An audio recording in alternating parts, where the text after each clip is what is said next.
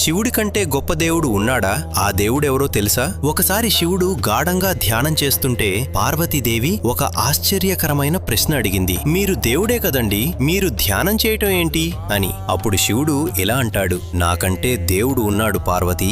అది విని పార్వతీదేవి ఆశ్చర్యంగా అడిగింది, ఎవరా దేవుడు? అప్పుడు శివుడు ఇలా చెప్తాడు, శ్రీరామ రామ రామేతి రమే రామే మనోరమే సహస్రనామ తత్తుల్యం రామనామ వరాననే. నేను ధ్యానం చేసే దేవుడు ఎవరంటే శ్రీరామచంద్రమూర్తి. అప్పుడు పార్వతీదేవి, ఆయన మానవుడు కదా అని అంటుంది. అప్పుడు శివుడు, ఆయన మానవుడైతే నేను దేవుని ఎలా అవుతాను? అలా ఉన్నాడు.